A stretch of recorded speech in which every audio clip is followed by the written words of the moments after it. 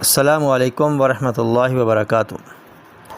معزز سامعین و ناظرین، آج ہم موسمی کیفیت کے بارے میں گفتگو کریں گے۔ گزشتہ سال کی طرح اس بار بھی اپریل، مئی، جون میں ہوا کے اندر نمی کا تناسب کم ہونے کی وجہ سے فعل و انفعال کے امتزاج سے کرنٹ کی شرح میں اضافہ ہو سکتا ہے۔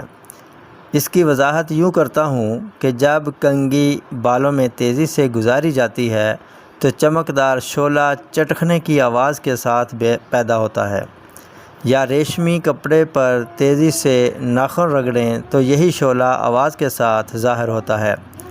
ہوا میں نمی قدرت کا ایک انمول تحفہ ہے جس کی وجہ سے ہماری زندگی میں مشکلات کم ہوتی ہیں اور ہم جلدی بیماریوں سے محفوظ رہتے ہیں۔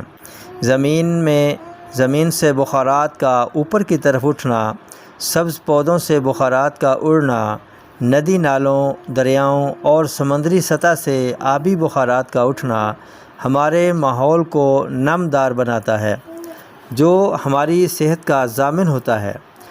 زمین پر نمی کی اہمیت اس بات سے بھی واضح ہوتی ہے کہ خالق کائنات نے پانی کا تناسب سب سے زیادہ رکھا ہے، کیونکہ پانی ہی زندگی ہے۔ جہاں سخت گرمی پڑتی ہے وہاں تو درخت بھی سوکھ جاتے ہیں۔ میں یہ کہنا چاہتا ہوں کہ ان ایام میں ہوا میں نمی کا تناسب کم رہے گا۔ اگر بارشیں نہ ہوئی ہوں تو اس میں کچھ مسائل آ سکتے ہیں۔ پریشان نہیں ہونا ہے۔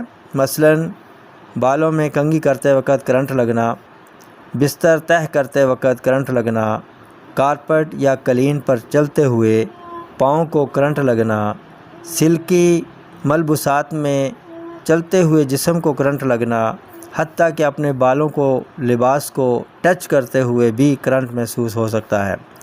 احتیاطی تدابیر میں سوتی لباس زیب تن کیا جائے، کارپٹ اٹھا دیا جائے یا سوتی چادر اوپر بچھا دی جائے، سر میں گیلے بالوں میں کنگھی کی جائے، بیڈ شیٹس سوتی بچھائی جائیں، پردوں پر شاور گن سے پھوار پھینکی جائے، بچوں کو سوتی لباس پہنایا جائے، جلد کو خشک رہنے سے بچایا جائے، غسل کرنے کے بعد لوشن کا اہتمام کیا جائے، اعضائے وضو پر بھی لوشن یا کوکونٹ آئل لگایا جائے، تیز گرم لو سے بچا جائے، پانی کا استعمال زیادہ کیا جائے۔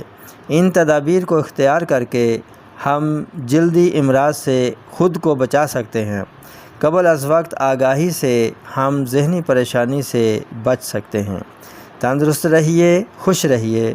انہی الفاظ کے ساتھ اب اجازت چاہوں گا، پھر ملیں گے اگلی ویڈیو میں ایک نئے ٹاپک کے ساتھ۔ تب تک کے لیے اجازت دیجیے۔